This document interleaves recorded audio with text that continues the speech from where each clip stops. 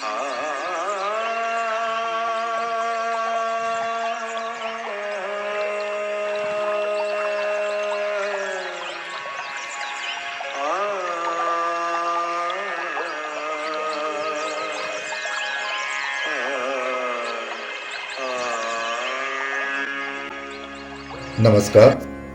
सर्वांचं स्वागत. संगीत ते समाधी भाग 8. लेखक ब्रह्मलीन योगीराज मनोहर हरकरे. वेद व गानयोग.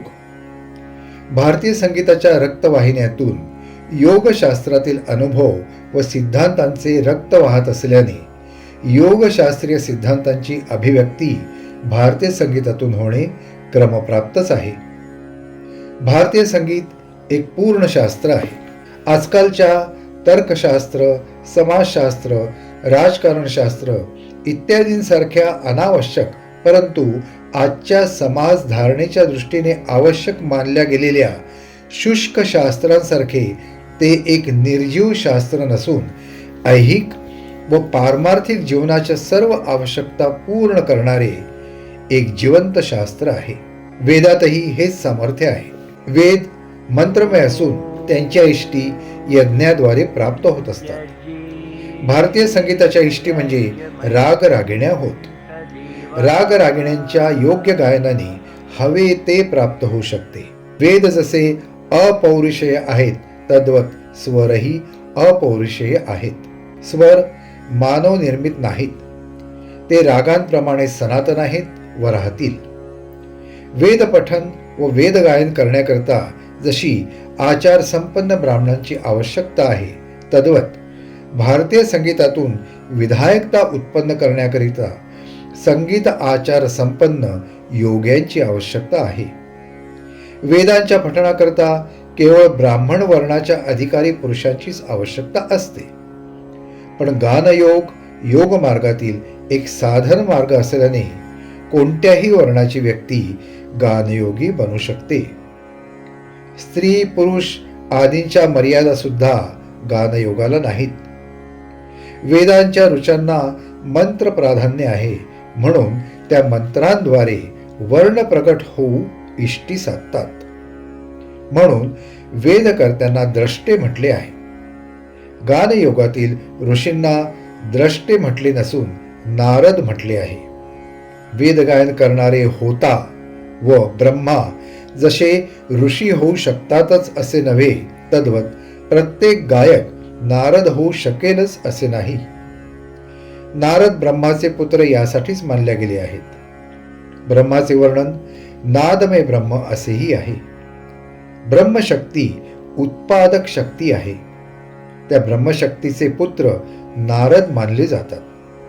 म्हणजे नारदातही उत्पादक शक्ती आहे. नारद गानयोगाची परम अवस्था असल्याने नारदाच्या गानयोगाचे सहाय्याने सृष्टी उत्पादन झाले पाहिजे हे स्पष्ट आहे. वेद जसे उत्पादक व विधायक आहेत तद्वत गानयोगही उत्पादक व विधायक आहे. वेद ब्रह्मशक्तीच्या मुखातून उत्पन्न झाले तद्वत गानयोगही ब्रह्मापुत्र नारदांचे वीणेतून उत्पन्न झाला आहे. नारदांची वीणा म्हणजे आजकालचा तंबोरा नसून सनातन अशा अनाहत नादावर झंकारणारी ती एक स्वरयोजना आहे. म्हणून गानयोगही पौरुषेय आहेत. वेदांचे सामर्थ्य त्यांचे मंत्रमयतेत तर गानयोगाचे सामर्थ्य त्याचे गानसिद्धीत सामावलेले आहे. वेदांची मंत्रशक्ती व गानयोगाची स्वरसिद्धी यांचा सुंदर संगम म्हणजे सामगायन होय. सामगायनात मंत्र सामर्थ्यही आहे आणि गेयसिद्धी सामर्थ्यही आहे. वेद आणि गानयोग यातील गृहीतात जरी भेद असला तरी त्याची फलसिद्धी सारखीच आहे. स्वर आणि त्यांचे रंगवर्ण. संगीताचे 7 स्वर व प्रकाशाचे 7 रंग यांचा अन्योन्य संबंध भारतीय संगीतशास्त्राने फार प्राचीन काळापासून दाखवला आहे. भारतीय संगीत शास्त्राचा एक सिद्धांत आहे की प्रत्येक स्वराला त्याचा एक रंगवर्ण असतो तर प्रत्येक वर्णाला स्वर असतो.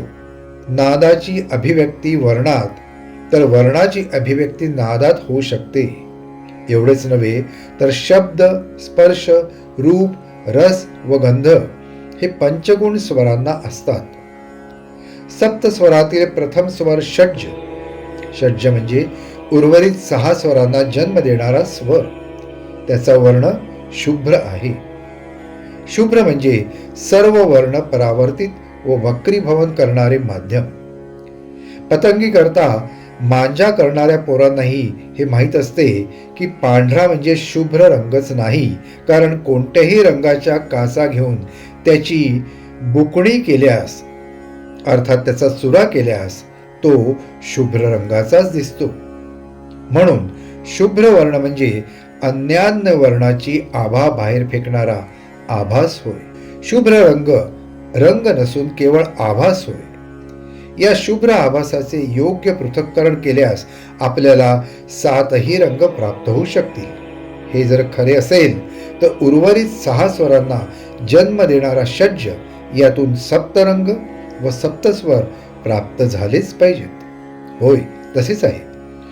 संगीत शास्त्राची पूर्ण माहिती असणाऱ्यांना हे ज्ञात आहे की षड्ज स्वरांच्या कंपनाच्या अनेक पटी केल्यास उर्वरित 6 स्वरांची कंपने त्यातून प्राप्त होतात व तसा अनुभवही येतो.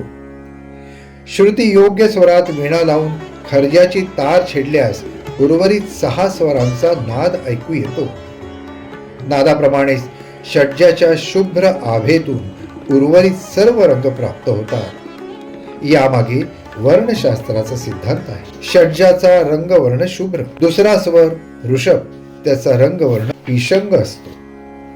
तिसरा स्वर गांधार, त्याचा वर्ण पीत सुवर्ण. मधल्या मध्यमाचा विद्युत वर्ण, तर 5व्या पंचमाचा धूम्र वर्ण असतो. दैवताचा नील वर्ण तर निषादाचा श्याम वर्ण आहे. प्रत्येक स्वराला तसाच वर्ण का असतो याचेही एक शास्त्र आहे. काचेच्या भिंगातून सूर्यकिरणे धाडल्यास पिशंग वर्ण आतल्या बाजूला तर जांभळा वर्ण पट्टीच्या बाह्यांगाकडे धाव घेतो. दीर्घ कंपन लहरींचे स्वर बाह्यांगाकडे तर लघु कंपन लहरीचे स्वर अंतरंगाकडे वळतात. पिशंग वर्णाचा स्वर षड्जाला लागून तर नील वर्णाचा दैवत षड्जाचे दूर आहे. व्यक्तातून अव्यक्ताकडे धाव घेणारा निषाद भगवान श्रीकृष्णाच्या जांभळ्या वर्णासारखा श्याम वर्णाचा आहे. शुभ्रातून भासमान होणाऱ्या षड्जाची गती श्याम वर्णाच्या निषादात होते. निषादानंतर पुन्हा षड्ज जन्म घेतो. अव्यक्तादिनी भूतानी व्यक्त मध्यानी भारत, अशी ही स्वरांची व्यक्ताव्यक्त परंपरा आहे. चराचर सृष्टीच्या मूलाकडे म्हणजे अव्यक्त अशा श्यामाकडे धाव घेणाऱ्या निषादात विकृती उत्पन्न झाल्यास चित्ताला विषाद होतो. कंपनलहरी जशा उच्च व दीर्घ होत जातात तसा त्यांचा वर्ण शुभ्र पासून श्यामाकडे क्रमशः होत राहील. म्हणून षड्जाचा शुभ्र तर निषादाचा श्याम वर्ण असतो. मध्यम तेजस वर्णाचा आहे. मध्यम ग्राम देवतांचा ग्राम मानला गेला आहे आणि देवतांसह मध्यम ग्रामाचाही लोप झाला आहे. गंधार ग्राम गंधर्वांचा. गंधर्व ही आपतत्वातील अस्तित्वे असल्याने आपतत्वाचे साधन करणाऱ्यांना गंधर्वांची अनुभूती येते नव्हे, स्वतः साधकच गंधर्व बनत असतो. गंधर्व ग्राम लोप पावल्यासारखा वाटत असला तरी गंधार ग्रामाचे साधन करणाऱ्या गंधर्वांना गंधार ग्रामाचा आजही प्रत्यय येऊ शकतो. आजच्या भागात एवढंच. पुन्हा भेटूया पुढच्या भागात. भजे हरि को सदा, जो भजे हरि को